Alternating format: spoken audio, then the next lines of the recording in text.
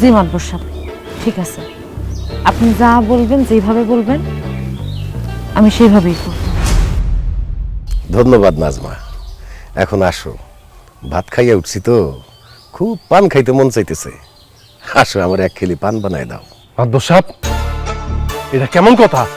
আমার বউ আপনারা পান বানায় দিব কেন?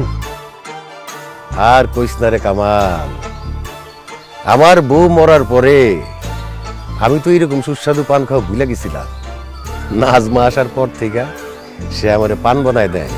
এখন তো আমার সারাদিন পান খাইতে মন চায়, এত সুস্বাদু পান বানায় সে।